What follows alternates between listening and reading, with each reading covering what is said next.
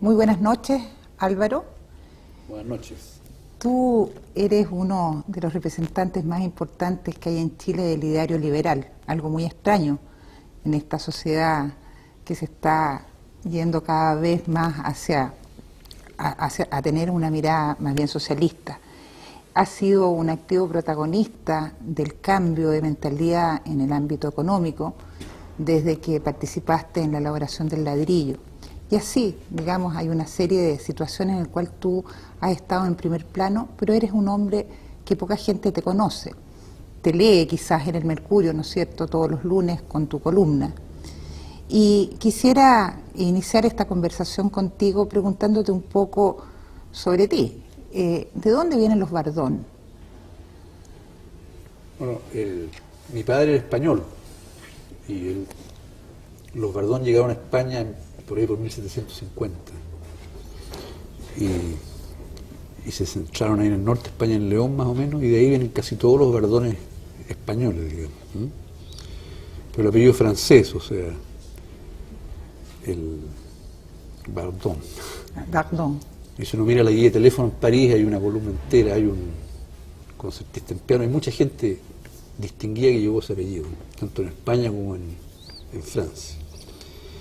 Y después también, hablando con gente que conoce el idioma judío, el arameo, ellos dicen que Bardón es una contracción de Bar Adón, que significa hijo del Señor. Mira tú. Así que es un origen complejo, digamos, el apellido. Ahora, tú creciste en un barrio bastante populoso que es San Miguel y tuviste ahí tus primeras experiencias políticas.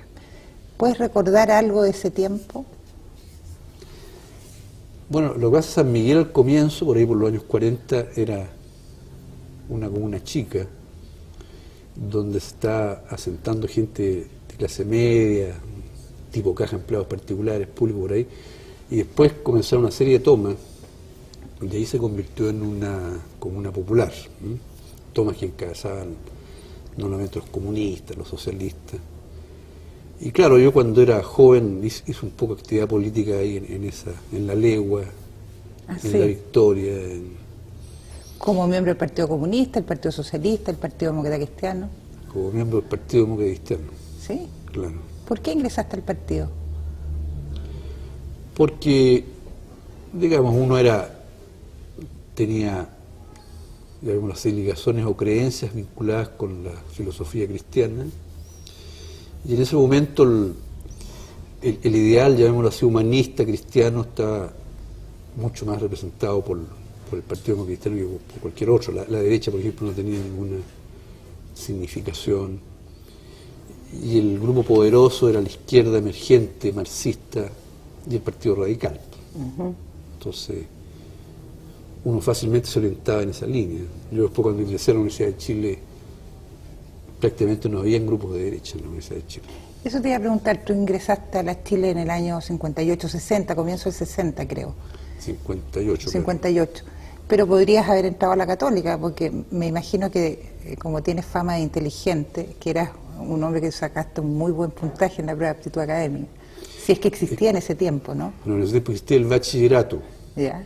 Que ahora se debería poner de moda porque van a cambiar de nuevo esta prueba maravillosa de aptitud académica por una de conocimiento, entonces parece más al bachillerato. O sea, estamos volviendo hoy día, los planificadores de la educación, los dictadores de la educación están volviendo a la tradición, a usar una prueba que habían dejado al lado porque no servía.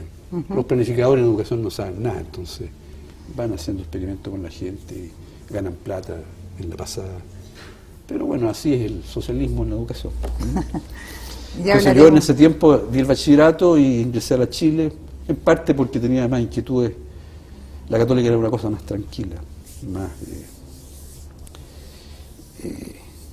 más tranquila. En la Chile había más revoltijo, gente, ideas políticas y religiosas, entonces me interesé más en la Chile. ¿Sabes qué? ¿Cuáles eran me interesa saber quiénes fueron tus profesores? Tengo entendido que Benninger, Osvaldo Zunkel, o muchas personas, Carlos Massad, muchas personas que han tenido una importancia en el quehacer político y económico del país fueron tus profesores. ¿Te marcaron realmente? Bueno, algunos sí, otros no, pero como tú dices, toda esa gente que nombraste fueron profesores míos. Joe Grumbel, un hombre de Harvard, Cade Martori, que don fue Pepe. don Pepe, que fue diputado comunista, y mucha gente más. Y en ese tiempo la filosofía ambiente era más bien tenía una orientación de corte socialdemócrata, de planificación, de intervención del Estado. Cepaliana, Cepaliana. Claro, yo me leí todas las cosas de la CEPAL, soy un experto en eso. ¿sí? Sí, podría hablar una hora entera sobre Pero ¿por qué no le explicas la a los propuesta de la jóvenes? CEPAL. Ajá. ¿Por qué no le explicas a los jóvenes que quizás no, en este momento no saben lo que era este crecimiento hacia adentro o esta idea de Raúl Prebisch sobre la CEPAL, en qué consistía y qué diferencia hay con la mirada liberal que tú tienes hoy? Bueno, lo que pasa es que desde los años 30 en adelante en el mundo se fue imponiendo una corriente más bien proteccionista en todo el mundo, particularmente a raíz de la gran recesión del año 29, ya antes de la Primera Guerra Mundial. Los países se fueron haciendo más nacionalistas, la gente, entonces los países también se cerraban más, se protegían más su economía. Ahora, eso hizo crisis con la Segunda Guerra Mundial. Después de la Segunda Guerra Mundial, casi todos los estadistas se convencen que es mejor para todo el mundo, que haya más comercio internacional, más intercambio. Y efectivamente el mundo tiene un desarrollo muy fuerte después de la Segunda Guerra Mundial. Pero nosotros los chilenses, pues, ¿no es cierto?, los latinos, como digo yo, los picantes latinoamericanos, nos quedamos en el proteccionismo y en las economías cerradas y que hay que proteger la industria, como dicen ahora que hay que agregar valor, ¿no? Todas esas tonteras. Y por esas tonteras nosotros nos quedamos a la saga de la historia económica. ¿No? Y entre los años 40 y los 70 tuvimos un desarrollo muy malo y bueno, estos países fueron, en términos relativos a los demás, empobreciendo, hasta que por ahí, por mediados de los 70, en Chile hubo un cambio hacia el otro lado. O sea, en vez de seguir hacia una economía protegida, cerrada, se empezó a trabajar en la línea de una economía abierta. ¿No? Pero, perdón Álvaro, pero tú eres miembro de un partido, el Partido Demócrata Cristiano, que tenía muy poco en sus principios ideológicos, muy poco que ver con la economía social de mercado, con la economía libre mercado, como quieras llamarlo. No, esos eran los demócratas cristianos rascas latinoamericanos. La democracia cristiana parte en Europa, después de la guerra, y antes de la guerra también, en una línea de mercado. Y por algo el modelo de moda en ese tiempo era el modelo alemán, de Adenauer y de Erhard, que llamaban economía social de mercado. Pero aquí los genios latinoamericanos decían, no, nosotros somos distintos, somos más morenitos, más tontitos. Entonces esas cosas de los países desarrollados no son aplicables acá. Y eso le enseñan a uno en la universidad, en todos lados. Que es una estupidez, pues, mirándolo en perspectiva.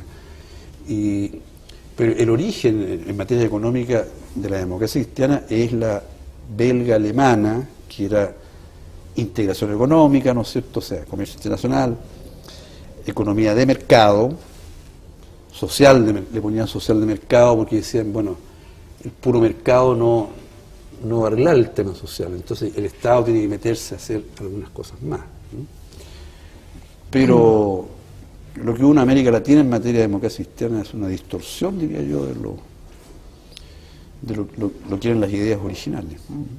Pero así todo, el año 66, creo que tú te fuiste a Chicago, pero previamente, en el periodo en que estabas en la universidad, estas ideas que tú estás señalando hoy, ¿las decía alguien, las comunicaba alguien? ¿Había algún profesor que pudiera haberte dado, o fuiste autodidacta, digamos? No, a ver, en ese ¿O tiempo, fue Chicago quien te cambió? No sé. O sea, en los años, fines de los 50 y los 60, lo políticamente correcto era el socialismo, ¿ya?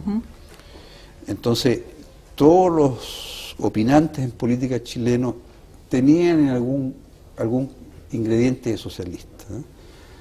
¿Qué quiero decir con eso? Que creían en la planificación estatal, en una presencia más fuerte del Estado, en las empresas del Estado, en los controles de precios, no le daba mucha importancia a las variables monetarias, entonces la inflación, digamos, no se veía como una cosa tan mala, se veía media mala, pero digamos, es como el costo del crecimiento, es como una característica de esto de ser rasca y subdesarrollado, cosas que no son correctas. Entonces,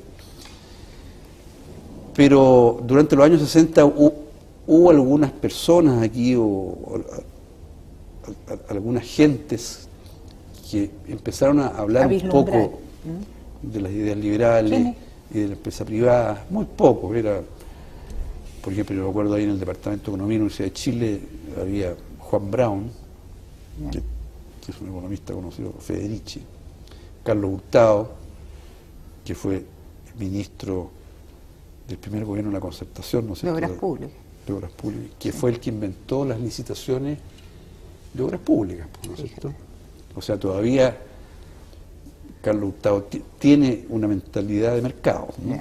Entonces, él, que es yo creo que es una de las gracias más importantes de la Concertación, haber desarrollado todas las licitaciones en materia de obras públicas, que nótese, no se pudo desarrollar durante el gobierno militar, a pesar de que el gobierno militar tenía una orientación liberal, se supone, pero en estas materias, como en varias otras, no avanzó nada. Carlos Hurtado, que en aquellos tiempos predicando el mercado, digamos, partió con este cuento, que después lo pescó, por lo demás, muy bien Ricardo Lagos, y como decía hace un rato, es uno de los méritos importantes de la Concertación. Y después, lo que pasa es que en Chile, como en América Latina, en Sudamérica particularmente, siempre ha habido un gran aislamiento de lo que ocurre en otras partes. Entonces, la evolución que iba ocurriendo en Europa y en Estados Unidos aquí no era muy mirada, o era mal interpretada. Pero en el año 66, volviendo al tema de los Chicagos, tú tomaste la decisión de ir a sacar tu posgrado allá, y es porque tú sabías que esa universidad te iba a entregar una mirada liberal. Claro, a esa altura del partido ya uno quería estudiar a Chicago porque sabía que ahí había una orientación más de mercado y más de empresa privada. De hecho, uno postulaba a varias universidades y a mí apenas me aceptaron en Chicago, acepté. Aceptaste inmediatamente. Claro. Este había sido un convenio que desechó curiosamente la Escuela de Economía de la Universidad de Chile. ¿Tú sabes esa historia? Más o menos, pero en términos gruesos, la Chile en ese tiempo, en los años 50, 60, en materia de economía era mucho más desarrollada que la Universidad Católica. La Universidad Católica no tenía nada. En realidad, ahí partió desarrollándose con Chicago. Entonces la gente de la Universidad de Chicago y del Departamento de Estado norteamericano que tenían interés en meterse acá, estuvieron en torno a la Universidad de Chile, pero la Universidad de Chile era más, digamos, más vanidosa. Siempre ha sido una universidad que se sobreprecia, digamos, en términos de lo que efectivamente es una gran universidad, pero menos de lo que más o menos la gente de la universidad creíamos. Entonces esto no lo tomaron muy en serio y entonces llegaron a la Universidad Católica que tenía que iniciar una línea de economía porque no tenía en realidad. Y la Universidad Católica sabiamente se agarró de este convenio y desarrolló una escuela de economía que después pasó a ser, yo creo, la mejor del país. De Estados Unidos, obviamente. O sea, la mejor, la católica de acá. Claro. Y la Universidad de Chicago en Estados Unidos también pasó a ser una de las más importantes, dado que muchos premios Nobel, en definitiva, vienen de ahí, ¿no? Claro. Después la Universidad de Chicago sacó todos los premios Nobel. Exacto. Claro. ¿Cómo fue tu vida en Chicago? ¿Dura? ¿Difícil? Así lo señalan Lo que pasa es que es algo muy simple, porque uno vive en el campus de la universidad, entonces está todo el día metido en torno a cosas universitarias. Como las exigencias son bastante fuertes y como la mayoría de nosotros no sabe inglés, entonces uno tiene que hacer un esfuerzo especial para poder más o menos ir sacando los cursos. Entonces uno pasa prácticamente todo el día metido en cosas de la universidad y estudiando y eso. ¿Se generó una especie de unidad entre todos aquellos que estuvieron en Chicago, una amistad profunda, que en definitiva después les ayudó a generar la política económica después del 73? Bueno, yo creo que sí, porque todas estas experiencias son, como son sacrificadas, y la gente que uno conoce no es mucha,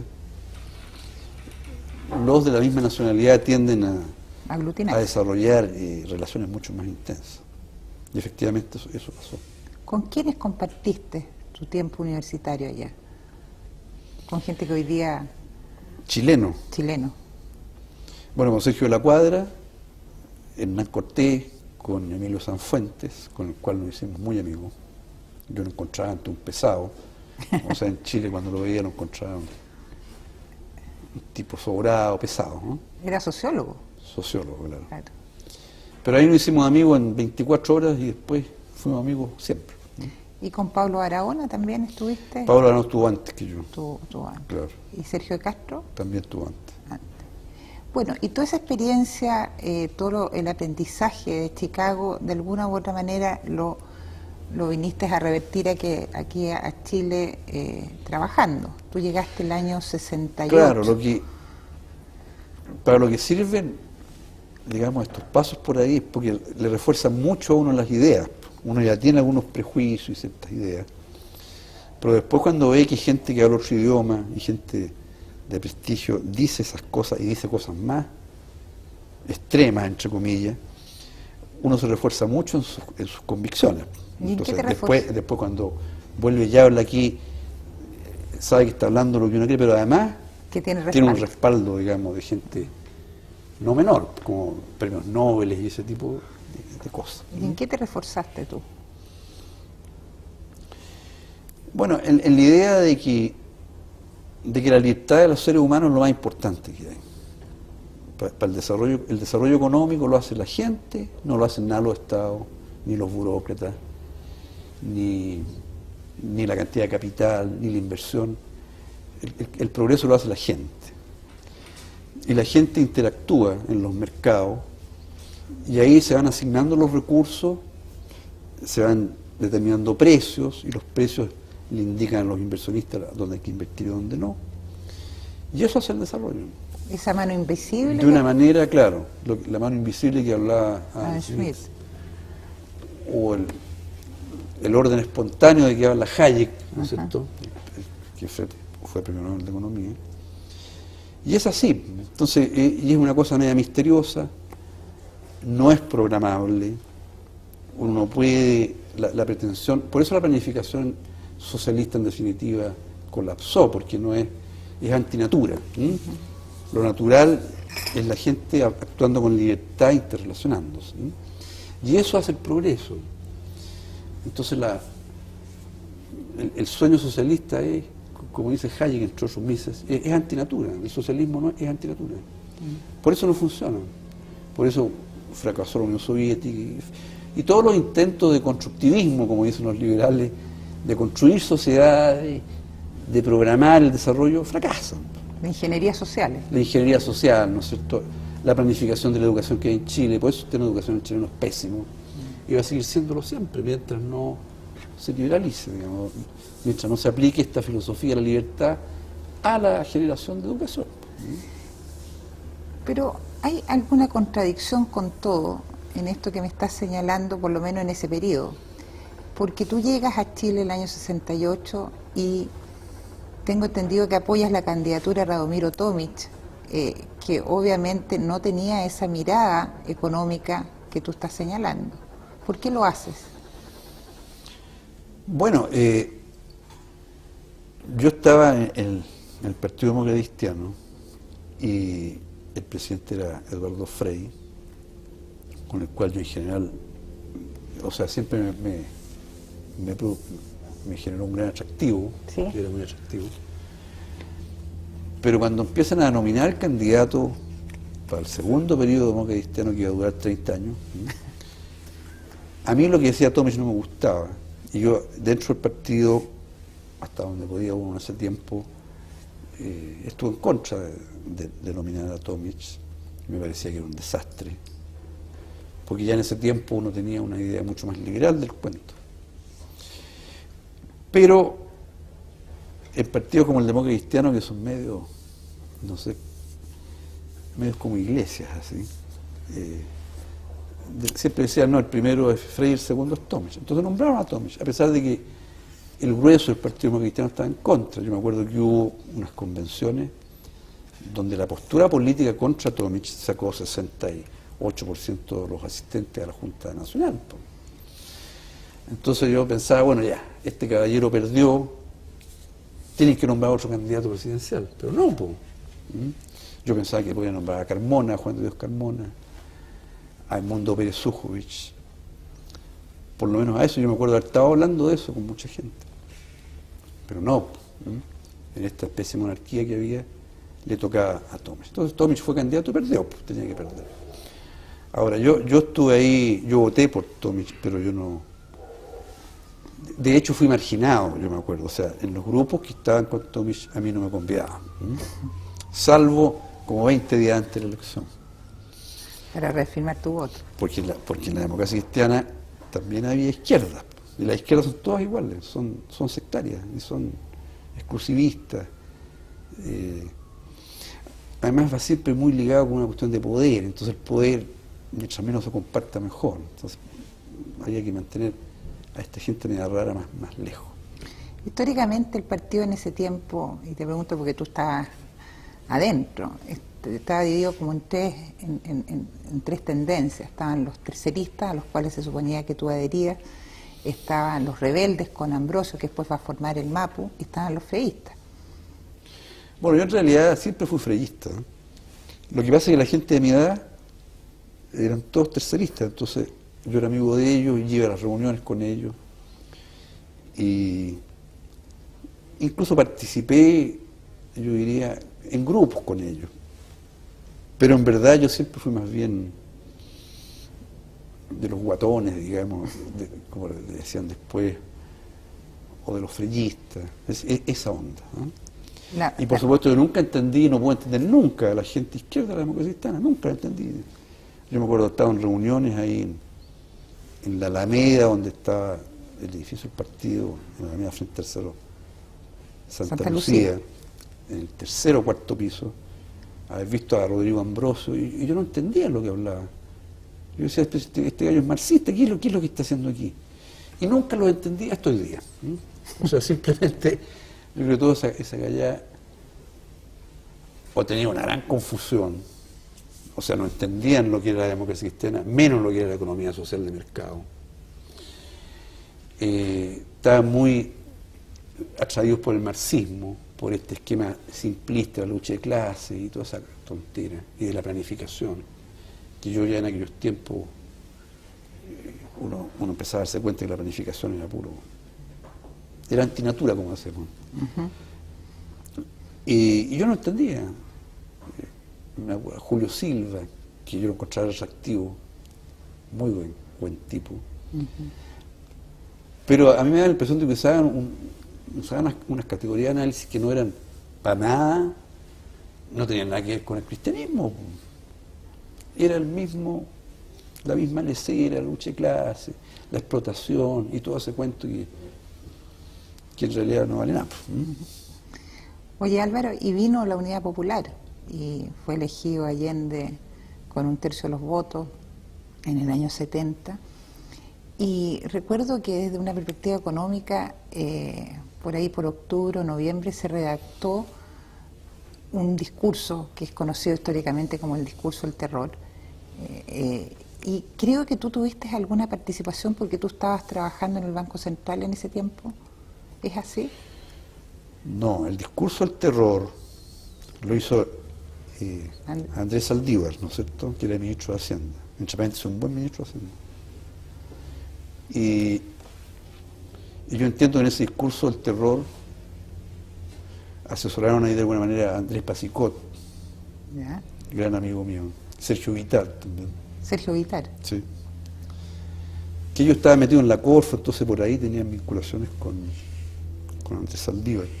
No, yo ahí no tuve nada que ver. ¿Y qué se pretendía con ese discurso? ¿Qué pretendía el fin del gobierno de Eduardo Frei al, digamos, señalar que la situación económica iba a entrar en un proceso de crisis, en definitiva? Claro, yo creo que hay un capítulo de la historia de Chile que nadie conoce bien, ¿eh? Y yo tampoco. Pero ayúdame a dilucidarlo un poco. Cuando gana Allende, ¿no es cierto? Hay gente que de repente despierta y dice, pero ¿cómo va a ganar Allende? Si Allende es un marxista, qué sé yo, la revolución cubana, todo el cuento.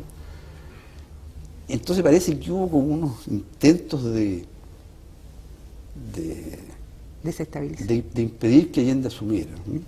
Entonces aparentemente habrían habido conversaciones, habrían metido entre medio a Jorge Alessandri, a Eduardo Frei. Esa parte yo no sé hasta dónde es verdad y son cuentos, ¿no? Pero tú estabas en el partido, así que... Sí, pero no tenía idea. Ya.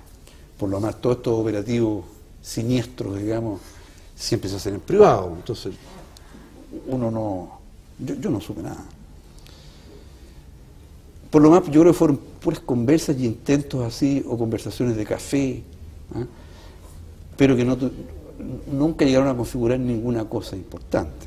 Y por lo menos el Partido Demócrata Cristiano, el ala de Tomic, que era grande, ¿no es cierto? Claro. 40% del partido o algo así. Estaba más bien por dejar que Allende gobernara. Incluso Tomic hizo un reconocimiento del triunfo de Allende muy rápidamente.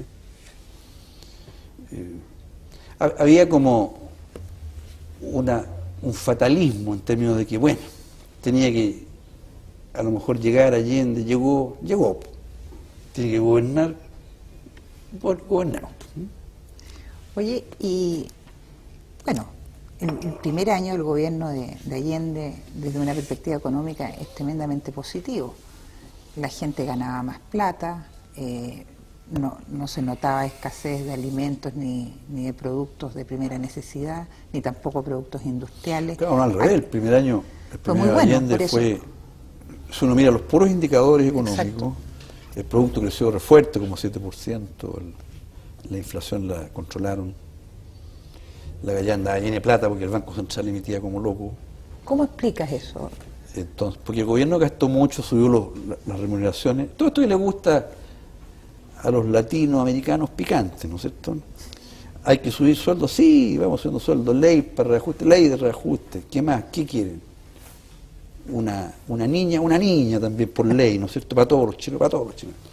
Entonces, el gobierno de Allende gastó mucho, el gobierno, en el primer año, y eso lo financió creando dinero. Ahora los economistas saben que cuando, los economistas de verdad, pues saben que si tú creas mucho dinero eso va a traer inflación. Pero en la cultura de los 60 y eso para atrás, hasta en las cosas que te enseñan en la universidad, no, porque la inflación no era un fenómeno monetario, era un fenómeno estructural de subdesarrollo, de esta cosa terrible de los latinoamericanos, de la pobreza. Pero no, los economistas saben que la inflación es un fenómeno monetario. Entonces, el dinero creció mucho para financiar los reajustes de sueldos, las cosas que se Allende, las expropiaciones, etcétera, y eso tenía que generar una inflación muy fuerte después. Pero en el primer año, como había control de precios, no se notaba. Ahora, entonces la gente tenía mucha plata, compraba de todo, el desempleo en el primer año de Allende es súper bajo, claro, es uno de los más bajos de la historia moderna. Pero claro, eso era una bomba de tiempo, ¿no? Tú en ese tiempo, justamente, año 71, empezaste a escribir tu columna económica en el diario El Mercurio. No, o sea, mandaba artículos de redacción, digamos. Ya. Pero sin firmar. Sí, sin firmar todavía. Y ahí, ¿cuál era la mirada que hacías frente a esa situación que se estaba viviendo? Tengo entendido que tú fuiste el primero que al menos públicamente señalaste que esa política, digamos, el plan Buscovich, de alguna u otra manera nos iba a llevar al desastre en el año 72. Sí, pues yo con toda modestia, sí, en abril del año 70, ¿no? ¿Cuándo ganó? El primer año, 71. Él ganó el 70, pero asumió en noviembre del 70, así que estamos hablando del 71.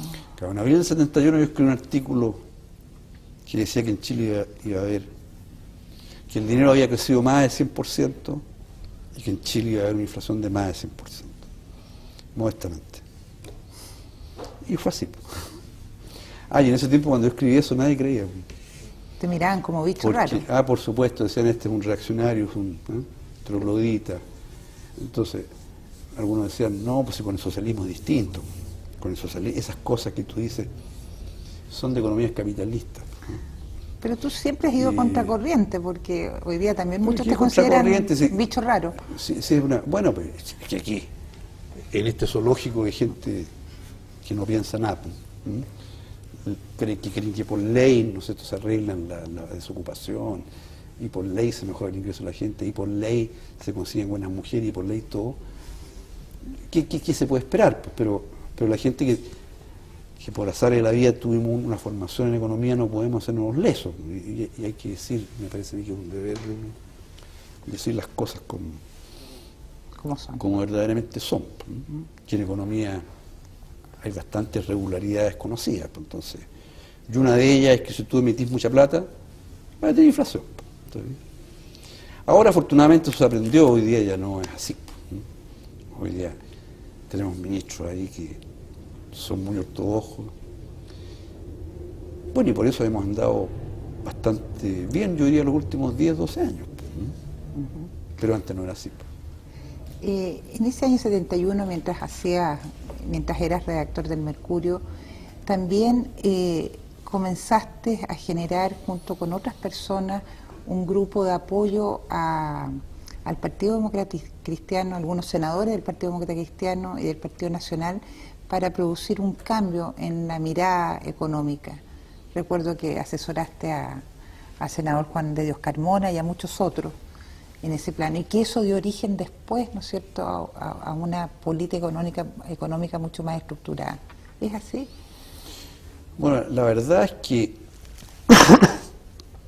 en el año, para la elección del 70, en torno a Jorge Alessandri, economistas de la Universidad Católica, de estos que habían estudiado en Chicago, yo era de la Chile, no era de ese grupo, hicieron una propuesta económica para Alessandri.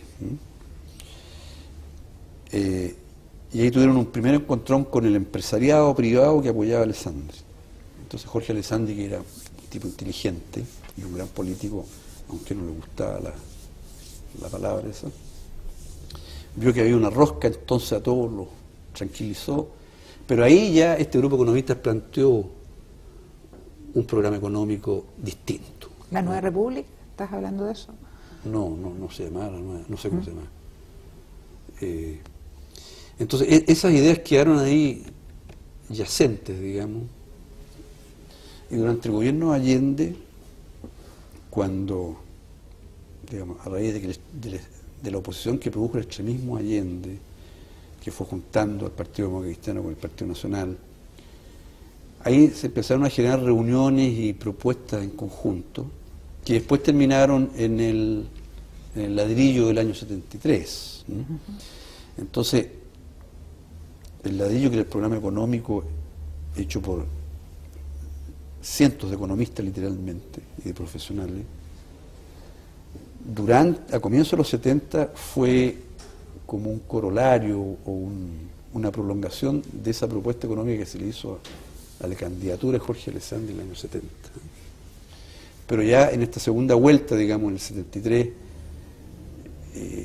con la presencia de gente mucho más, de un espectro mucho más amplio que el de la pura católica, gente de todas las universidades, de variados partidos políticos, democristianos, de derecha, radicales, mucho independientes, gente que no solo era economista, sino que eran ingenieros de otras profesiones, en fin.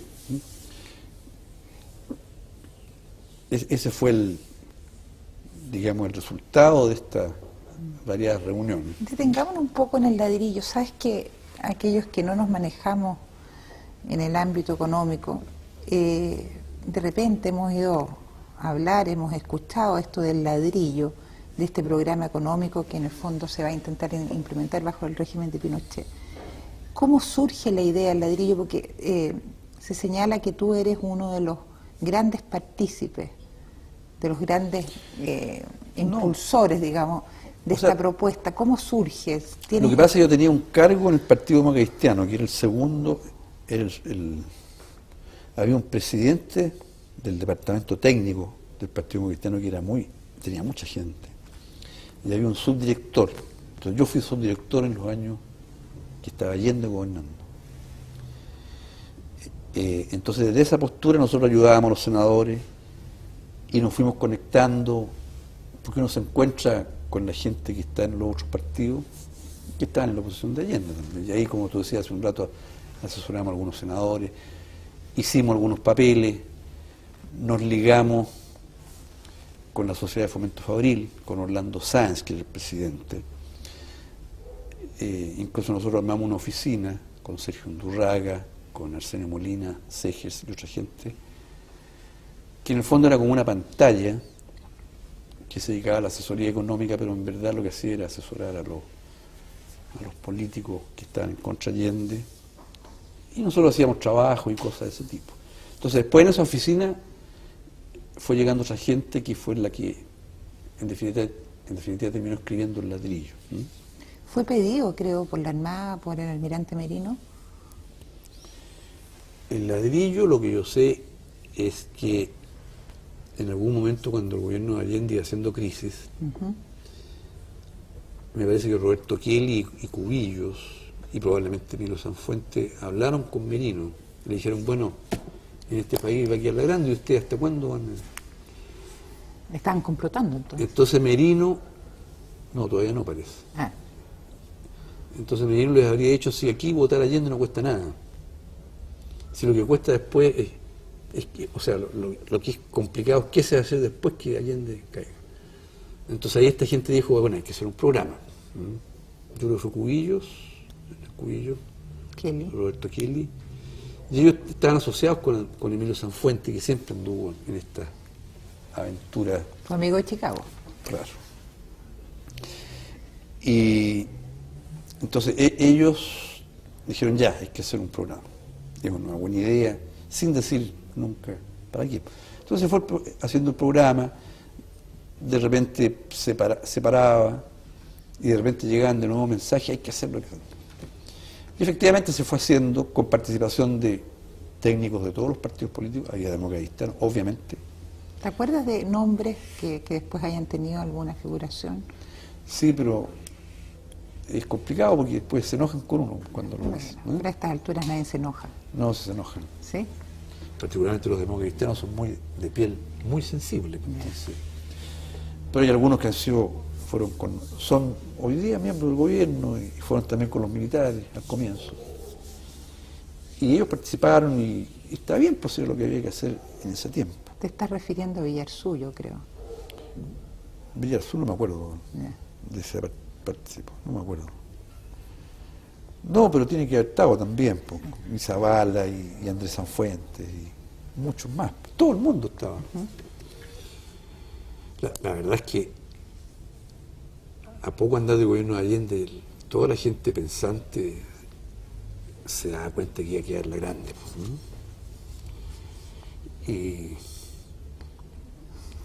Pero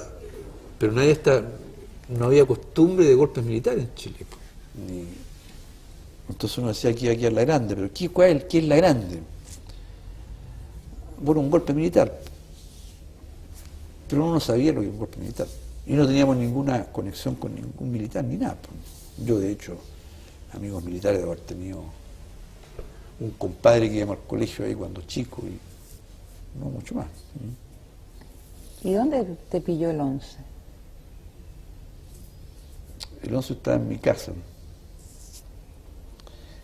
Y me acuerdo que ese día salí a inscribir a mi hijo menor, que había nacido como 20 días antes.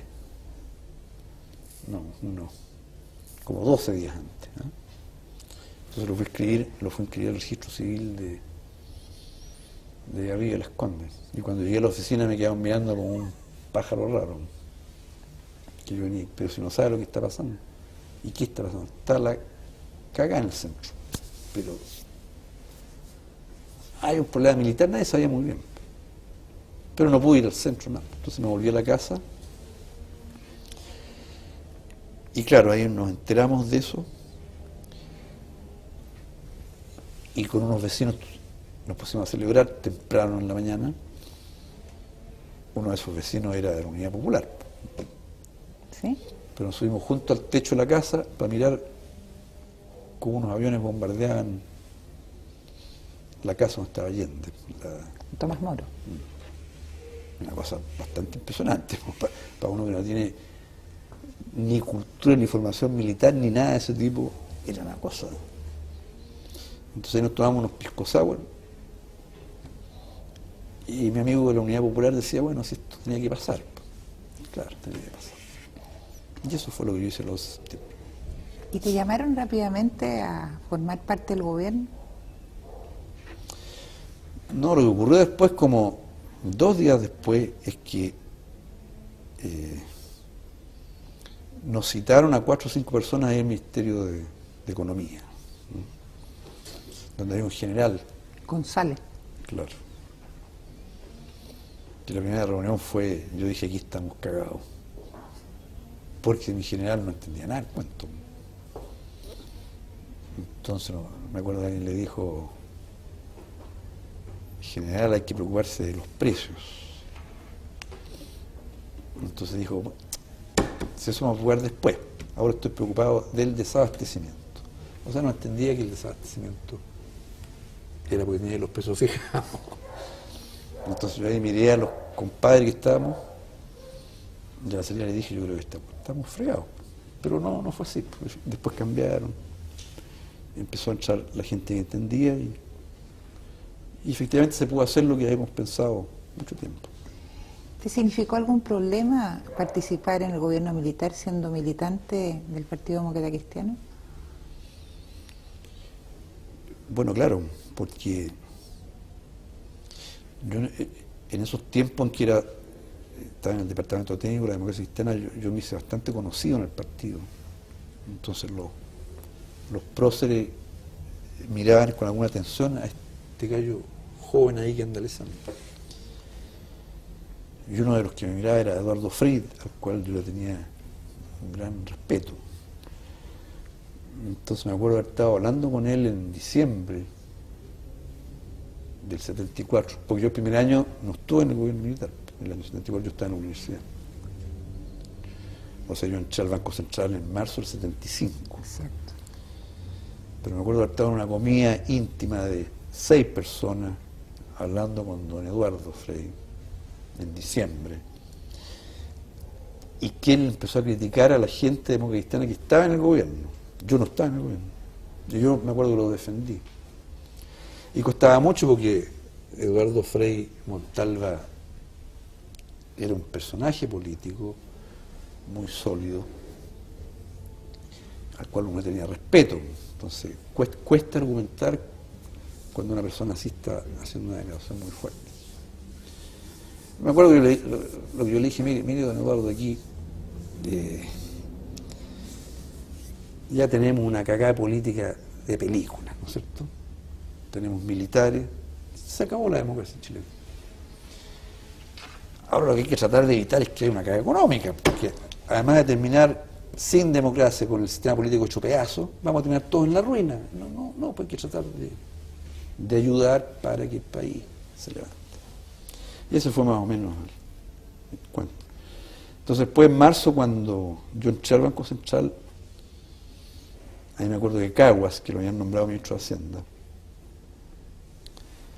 me dijo que fuera al partido y que hablara con don Eduardo. Yo le dije, ¿por qué voy a ir al partido? Anda a renunciar. ¿Por qué voy a renunciar? Porque yo he terminado metido en este forro porque era democrático cristiano, pues si hubiera estado en otro partido, no habría terminado jamás metido en el gobierno militar.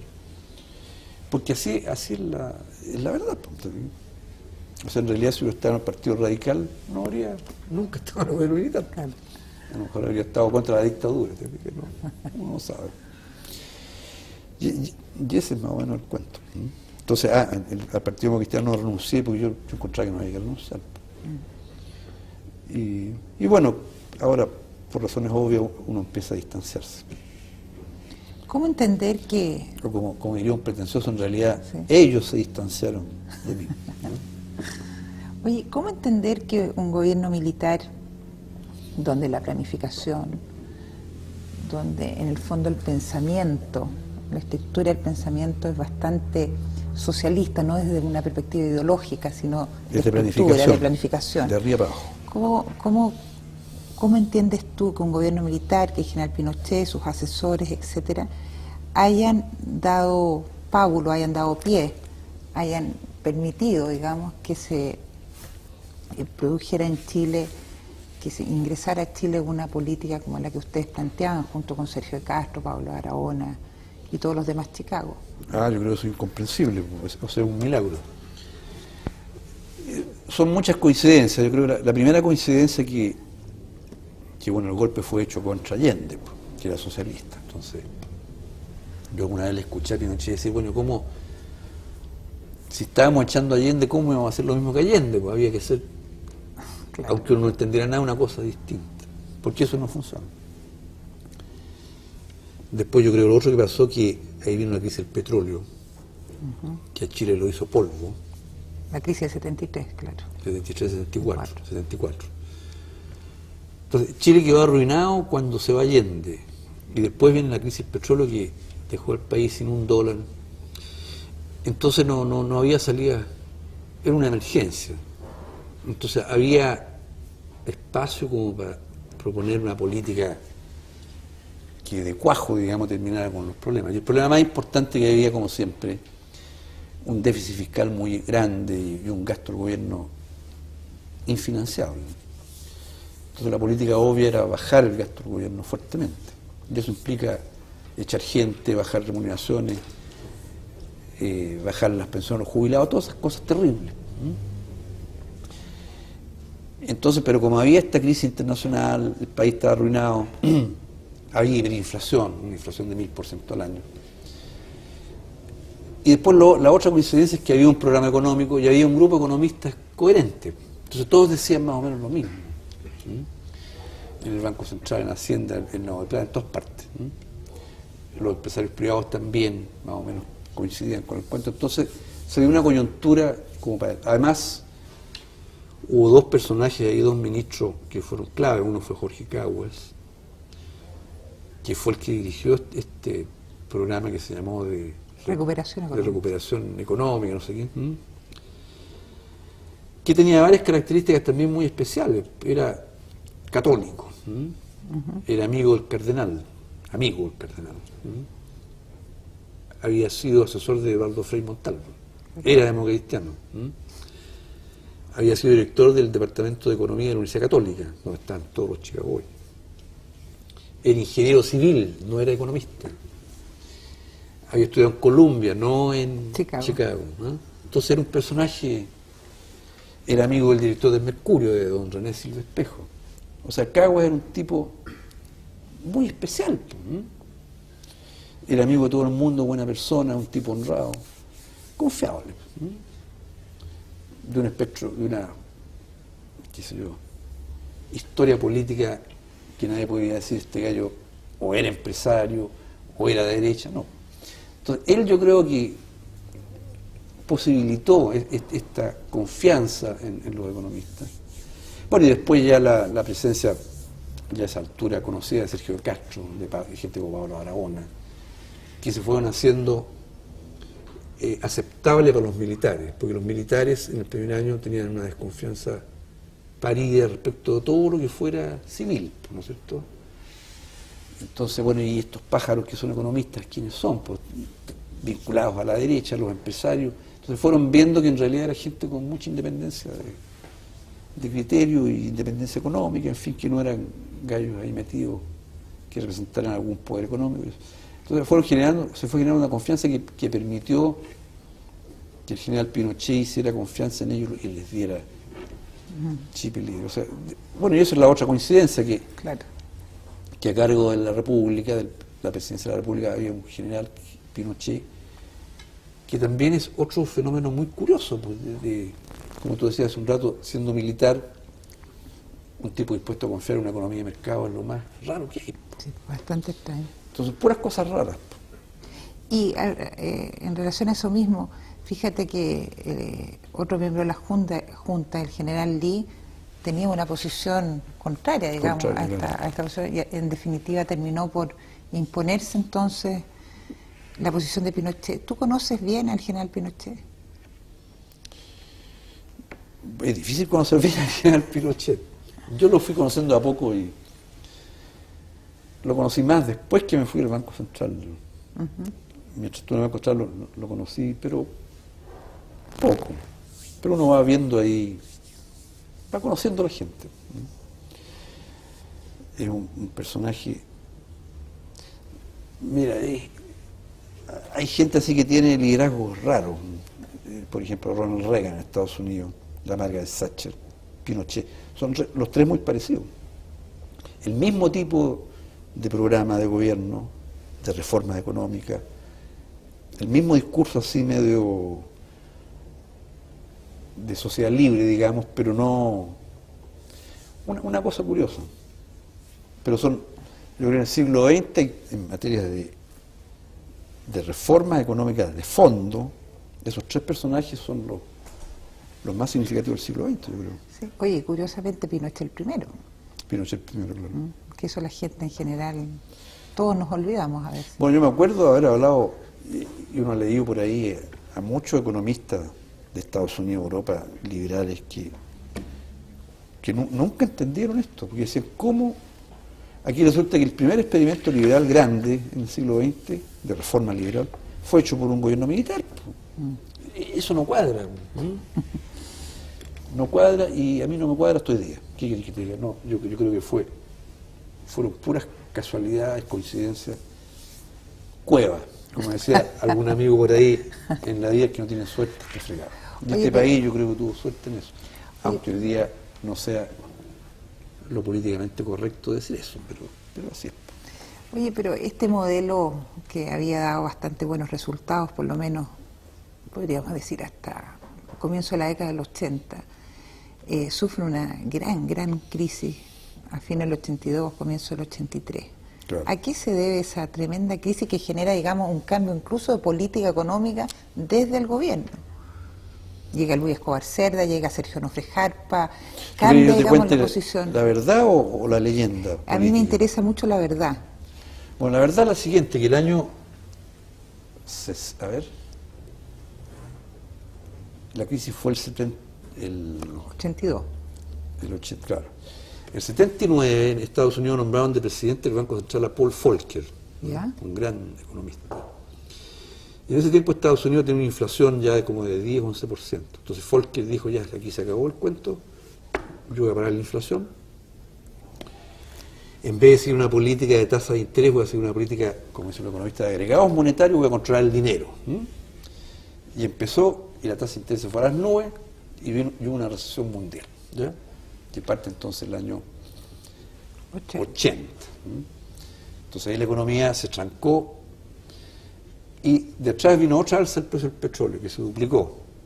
Entonces el mundo entró en una recesión. La tasa de interés se fue a las nubes.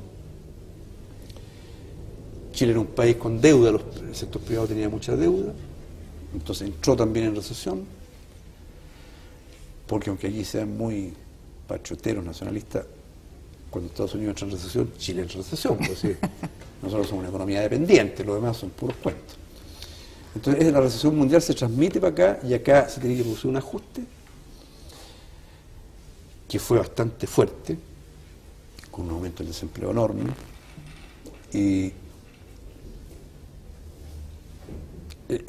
bueno, y después yo creo que acá hubo una mala reacción, porque en mi modesta opinión, y por supuesto en eso también yo fui una minoría,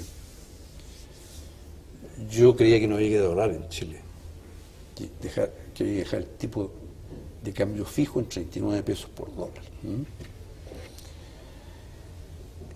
Naturalmente había muy pocos que creían eso. Uno de los que creía era el ministro de Castro. Yo ya no estaba en el gobierno cuando devaluaron, estaba afuera. Estabas en el Banco Concepción, creo. Estaba en el Banco Concepción. Pero yo defendí mantener fijo el tipo de cambio. Pero aquí todos los empresarios querían que se devaluara, querían que se fuera el ministro de Castro, hasta que lo echaron. Y se hizo lo que les gusta a los economistas, devaluar. ¿Qué bola? Cagá, obviamente. en vez de dar la explicación técnica, voy a remitírmelo a Argentina. Es exactamente la cagada que se hizo en Argentina. Que está la tablita y que lleva 10 años y que Argentina tiene que cambiar la tablita, tiene que devaluar, los economistas se disputan, tiene que devaluar. Pura tontera. ¿Cuál es el resultado de la devaluación argentina? Ahí está. Bueno, aquí fue igual. Entonces, claro, aquí se devaluó, quebraron todos los deudores en dólares. Todos los grupos privados en ese tiempo tenían deudas en dólares. Quiebra grande. Y cuando quiebran los deudores en dólares, quiebran los bancos. ¿Qué fue lo que pasó? Y por eso se intervinieron en enero del 83. Entonces lo que hubo en Chile en esos años fue un chancacazo muy fuerte de una recesión mundial verdadera. No como está ahora, que está ahora una porquerita, ¿no? Y después yo creo que hubo una falta de reacción interna, porque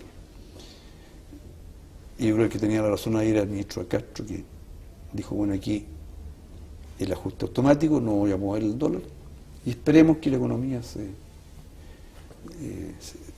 digamos, haga el ciclo recesivo.